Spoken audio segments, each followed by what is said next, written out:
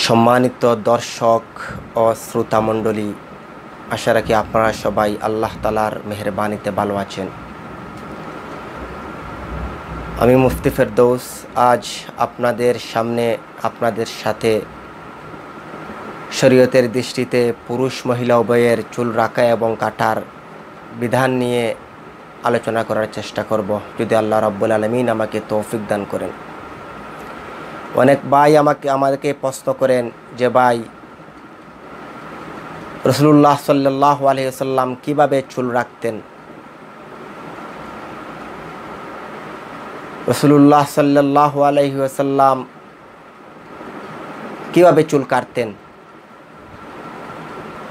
আর বর্তমান যুগে মুসলমানের সন্তানেরা যে বিভিন্নভাবে হেয়ার কাট দেয়, চুল কাটে, তা কতটুকু শরীয়ত সম্মত?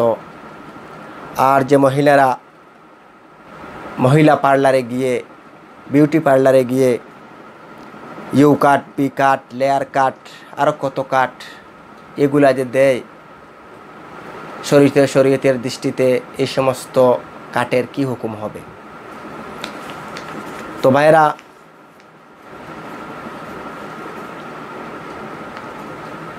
সর্বশেষ নবী সাইয়্যিদুল মুরসালিন খাতামুন নবিয়্যিন বিশ্বনবী মুহাম্মদ রাসূলুল্লাহ সাল্লাল্লাহু আলাইহি সাল্লাম হলেন আমাদের আদর্শ, আমাদের রোল মডেল।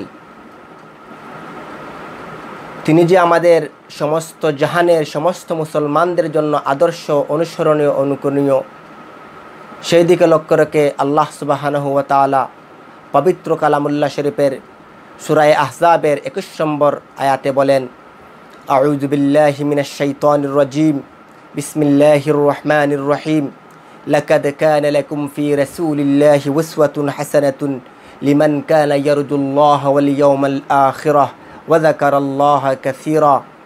অর্থাৎ আল্লাহ সুবহানাহু ওয়া তাআলা বলতেছেন, যারা আল্লাহতে এবং শেষ দিবসে বিশ্বাস রাখে, শেষ দিবসের আশা রাখে এবং আল্লাহকে অধিক স্মরণ করে, তাদের জন্য রাসূলুল্লাহ সাল্লাল্লাহু আলাইহি ওয়াসাল্লামের মধ্যে রয়েছে উত্তম আদর্শ। তো রাসূলুল্লাহ সাল্লাল্লাহু আলাইহি ওয়াসাল্লাম হলেন আমাদের উত্তম আদর্শ। তিনি জীবনের প্রতিটি ক্ষেত্রে আমাদের জন্য আদর্শ রেখে গেছেন। আমরা কীভাবে আমাদের ব্যক্তি জিন্দেগি, পারিবারিক জিন্দেগি, সামাজিক জিন্দেগি, রাষ্ট্রীয় জিন্দেগি পরিচালনা করব, প্রতিটি ক্ষেত্রে সেই নমুনা আমাদের জন্য রেখে গেছেন। এমনকি কীভাবে আমরা চুল কাটব, সেই দৃষ্টান্ত, সেই নমুনাও আমাদের সামনে মহানবী সাল্লাল্লাহু আলাইহি ওয়াসাল্লাম রেখে গেছেন। হাদিস শরীফ থেকে জানা যায়, বিশ্বনবী মুহাম্মদ রাসূলুল্লাহ সাল্লাল্লাহু আলাইহি ওয়াসাল্লাম 3 পদ্ধতিতে বাবরি চুল রাখতেন, যাকে ওয়াফরাহ, লিম্মা এবং জুম্মা নামে অবহিত করা হয়। প্রথমত রাসূলুল্লাহ সাল্লাল্লাহু আলাইহি ওয়াসাল্লামের চুল ছিল ওয়াফরাহ, অর্থাৎ রাসূলুল্লাহ সাল্লাল্লাহু আলাইহি ওয়াসাল্লামের চুল মুবারক কানের লতি পর্যন্ত লম্বা ছিল, যাকে হাদিসে পরিভাষায় এভাবে বর্ণনা করা হচ্ছে। আবু দাউদ শরীফের হাদিস, হযরতে আনাস ইবনে মালিক রাদিয়াল্লাহু তাআলা আনহু ফরমান, আনাস রাদিয়াল্লাহু তাআলা আনহু قال কানা শা'রু রাসূলুল্লাহ সাল্লাল্লাহু আলাইহি ওয়াসাল্লাম ইলা শাহমাতি উযনাইহি। অর্থাৎ রাসূলুল্লাহ সাল্লাল্লাহু আলাইহি ওয়াসাল্লামের পবিত্র চুল মুবারক 2 কানের লতি পর্যন্ত লম্বা ছিল। 2 নম্বরে লিম্মা, অর্থাৎ মহানবী সাল্লাল্লাহু আলাইহি ওয়াসাল্লামের পবিত্র চুল মুবারক কানের লতি এবং ঘাড়ের মধ্যখান পর্যন্ত লম্বা ছিল।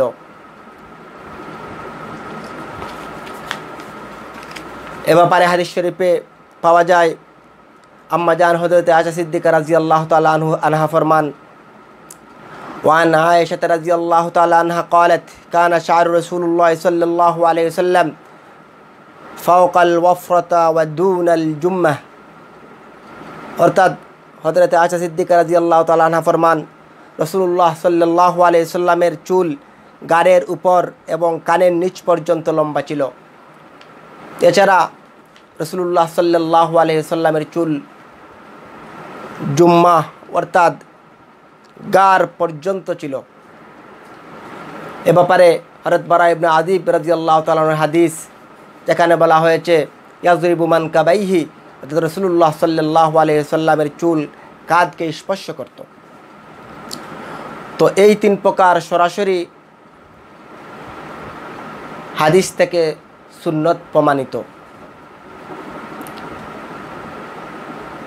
এছাড়া অন্য কোনোভাবে রাসূলুল্লাহ সাল্লাল্লাহু আলাইহি ওয়াসাল্লাম চুল কেটেছেন বা রেখেছেন তার প্রমাণ হাদিসের মধ্যে পাওয়া যায় না। অনেক ভাই প্রশ্ন করেন যে আমরা কি মাথার চুল মুন্ডন করতে পারবো বা কামাতে পারবো কি? তো ভাইরা, পবিত্র হাদিস শরীফ থেকে জানা যায় বিশ্বনবী মুহাম্মদুর রাসূলুল্লাহ সাল্লাল্লাহু আলাইহি ওয়াসাল্লাম তার পবিত্র জীবনদশায় শুধু 2 বার তার মাথার চুলকে মুন্ডন করেছিলেন, আবার তাও ইহরাম থেকে হালাল হওয়ার জন্য হজের হালতে। প্রথমবার হুদাইবিয়ার সন্ধির সময় উমরাতুল কজা আদায় করতে গিয়ে, দ্বিতীয়বার বিজয় হজের সময়।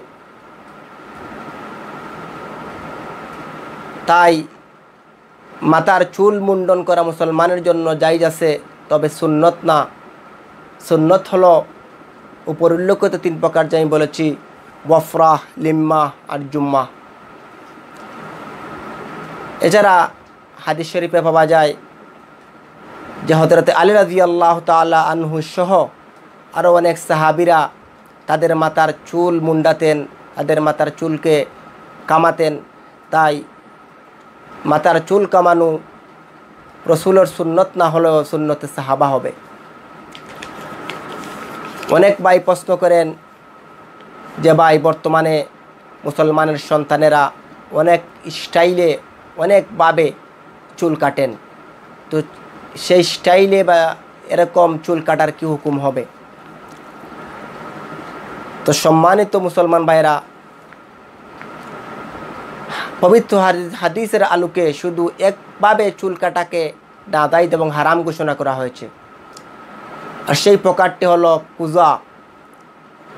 কুজা বলা হয় যে মাথার এক পাশের চুলকে রেখে দিয়ে অপর পাশের চুলকে মুন্ডানো বা কামানো। আবু দাউদ সুনানে আবু দাউদ শরীফের হাদিস, হযরত ইবনে উমর রাদিয়াল্লাহু তাআলা আনহু ফরমান, আন ইবনে উমর রাদিয়াল্লাহু তাআলা আনহু قال قال نهى رسول الله صلى الله عليه وسلم عن القزع والقزع أن يحلق رأس الصبي فيترك بعض شعره।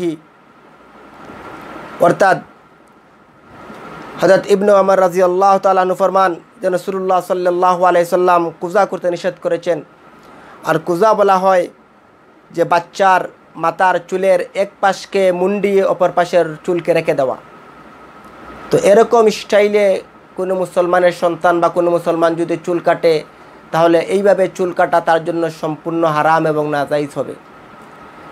এছাড়া অন্য কোনোভাবে যদি অন্য কোনো স্টাইলে যদি চুল কাটে, যেই চুল কাটা কোনো কাফির, কুফফার, কোনো ফাসিক, কোনো মুনাফিক, কোনো বিজাতির ব্যক্তির, বিজাতির সংস্কৃতির, বিজাতির দলের অনুসরণ, অনুকরণ বা তাদের নিদর্শন বহন না করে, তাহলে তার জন্য কোনো মুসলমানের জন্য এরকম চুল কাটলে বা এরকম চুলের স্টাইল দিলে নাজায়েজ হবে না। আর যদি কোনো মুসলমানের সন্তানের চুল কাটা কোনো কাফির, কুফফার, কোনো ফাসিক, ফুজ্জার অথবা বিজাতি কোনো ব্যক্তি বা দলের নিদর্শন বহন করে সংস্কৃতির ধারক বাহক হয়, তাহলে এরকম চুল কাটা মুসলমানের জন্য, মুসলমানের সন্তানের জন্য সম্পূর্ণ নাজায়েজ এবং হারাম হবে। বিজাতিকে অনুসরণ না করার জন্য আল্লাহ রাসূল সাল্লাল্লাহু আলাইহি সাল্লাম আমাদেরকে হুঁশিয়ারি দিয়ে গেছেন। যেভাবে সুনানে আবু দাউদ শরীফের হাদিস, হযরত ইবনে উমর রাদিয়াল্লাহু তাআলা আনহু থেকে হাদিস, আন ইবনে উমর রাদিয়াল্লাহু তাআলা আনহু قال قال من تشبه بقوم فهو منهم أو كما قال عليه الصلاة والسلام। অর্থাৎ যেই ব্যক্তি যেই দল বা সম্প্রদায়ের অনুসরণ করলো সে তাদের অন্তর্ভুক্ত হবে। আমাদের চুল কাটার দ্বারা যদি, আমাদের চুলের স্টাইল করার দ্বারা যদি কোনো কাফির কুফফার, কোনো বিদর্ভীর, কোনো বিজাতির অনুসরণ অনুকরণ করা হয়ে যায়, কাল কিয়ামতের দিন তাদের সাথে আমাদের হাসর হবে। এছাড়া তিরমিজি শরীফের হাদিস, আল্লাহ রাসূল সাল্লাল্লাহু আলাইহি ওয়াসাল্লাম ফরমান, লাইসা মিন্না মান তাশাব্বাহা বিগাইরিনা, যে ব্যক্তি অন্যকে অনুসরণ করলো, অন্য সম্প্রদায়ের, বিজাতি সম্প্রদায়ের সাদৃশ্য গ্রহণ করলো, সে আমাদের অন্তর্ভুক্ত নয়, উম্মতে মুহাম্মদের অন্তর্ভুক্ত নয়। এরপর আল্লাহ রাসূল বলতেছেন, লা তাশাব্বাহু বিল ইয়াহুদি ওয়ান নাসারা, তোমরা ইহুদি এবং নাসারার অনুসরণ অনুকরণ করো না। তো ভাইরা, যে সমস্ত চুল কাটার দ্বারা বিধর্মীর, কোনো কাফির কুফফার ফাজির ফুজ্জার বিজাতির সংস্কৃতির অনুসরণ অনুকরণ হবে, সেই সমস্ত চুল কাটা আমাদের জন্য জায়েজ হবে না। আর আমাদের জন্য সুন্নত হবে, সবচাইতে উত্তম হবে আমরা যদি আমাদের চুলকে কানের লতি পর্যন্ত, অথবা কান আর গর্দানের মধ্য গর্দান পর্যন্ত, অথবা কাঁধ পর্যন্ত রাখি, তাহলে এটা আমাদের জন্য সুন্নত হবে। আর আমরা যদি মাথা মুন্ডন করি, তাও সুন্নতে সাহাবা হবে। আর অন্য যে কোনো জায়েজ পদ্ধতি চুল কাটলে আমাদের জন্য জায়েজ হবে। তবে লিম্মা, ওয়াফরা আর জুম্মা, এই তিনটেই রসুলের সুন্নত। অনেক ভাই প্রশ্ন করেছেন যে মহিলারা বিভিন্নভাবে চুল কাটেন, কেউ U cut, V cut, layer cut, বিভিন্ন কাট দিয়ে তারা চুল কাটেন পার্লারে গিয়ে, সেই কাটের হুকুম কি হবে? তো ভাইরা, মহিলাদের বেলায় উলামায়ে কেরামদের, ফুকাহায়ে কেরামদের যে মূল বক্তব্য, সেটা হলো শরীয়তের দৃষ্টিতে মহিলাদের চুল কাটার মৌলিক নীতিমালা হলো মহিলারা চুল স্বাভাবিকভাবে লম্বা রাখবে। হাদিস শরীফ থেকে পাওয়া যায় যে রাসূলুল্লাহ সাল্লাল্লাহু আলাইহি ওয়াসাল্লামের স্ত্রীগণ, উম্মাহাতুল মুমিনিন যারা ছিলেন, তাদের চুল লম্বা ছিল।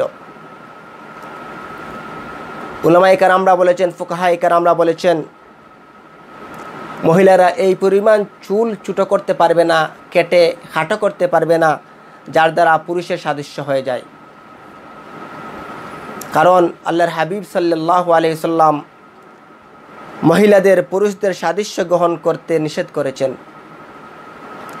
হযরত ইবনে আব্বাস রাদিয়াল্লাহু তাআলা আনহু থেকে বর্ণিত হাদিস, আন্নান নবী সাল্লাল্লাহু আলাইহি ওয়াসাল্লাম লাআনাল মুখান্নিসিনা মিনার রিজাল ওয়াল মুতারাজ্জিলাতি মিনান নিসা। হযরত ইবনে আব্বাস রাদিয়াল্লাহু তাআলা আনহু বলেন, রাসূলুল্লাহ সাল্লাল্লাহু আলাইহি ওয়াসাল্লাম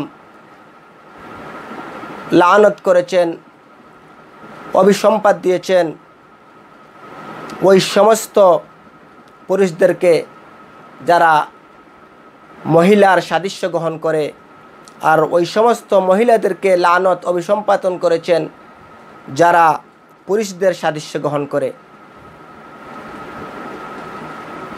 3 নম্বরে, চুল কাটার দ্বারা বিজাতির অনুসরণ অনুকরণ করা যাবে না। কোনো মহিলা যদি U cut, V cut, layer cut, বিভিন্ন কাট দ্বারা কাফির কুফফার ইহুদি নাসারা বা বিজাতি সংস্কৃতিকে প্রকাশ করতে চায়, তাহলে তো আল্লাহ রাসূল সাল্লাল্লাহু আলাইহি সাল্লামের হাদিস, মান তাশাব্বাহা বিকওমিন ফাহুয়া মিনহুমের অন্তর্ভুক্ত হয়ে যাবে। এর জন্য মহিলাদের জন্য বিজাতি থেকে আমদানিকৃত কোনো কাট জায়েজ নয়। উলামায়ে কেরামরা বলেছেন, যদি মহিলাদের চুল এতটুকু পরিমাণ ঘন বা লম্বা হয়ে যায়, যার দরুন গোসলের সময় তাদের মাথায় পানি না পৌঁছে, অথবা চুল যদি কোমর পেরিয়ে যায়, তাহলে তারা তা প্রয়োজনের খাতিরে খাটো করতে পারবে বা কাটতে পারবে। এছাড়া প্রয়োজন ছাড়া মহিলাদের জন্য চুল খাটো করা জায়েজ নয়। এখানে উল্লেখ্য, যদি বিশেষ কোনো প্রয়োজন হয়, বিজ্ঞ ডাক্তার সাহেব অসুস্থতার কারণে কোনো মহিলাকে চুল কাটতে বলেন অথবা মুন্ডাতে বলেন, তাহলে মহিলাদের জন্য চুল কাটা ও মুন্ডানো জায়েজ হবে, তা শরীয়তের দৃষ্টিতে হারাম বা না জায়েজ হবে না। তো সম্মানিত ভাইয়েরা, আল্লাহ সুবহানাহু ওয়া তাআলা আপনাদের আমাদের সবাইকে রাসূলুল্লাহ সাল্লাল্লাহু আলাইহি ওয়াসাল্লামের অনুসরণ অনুকরণ করার তৌফিক দান করুক। বিজাতির পাশ্চাত্য সংস্কৃতির অপসংস্কৃতি থেকে আমাদের সন্তানদেরকে আল্লাহ রাব্বুল আলামিন আমাদেরকে হেফাজত করুক। আমিন ওয়া আখিরু দাওয়ানা।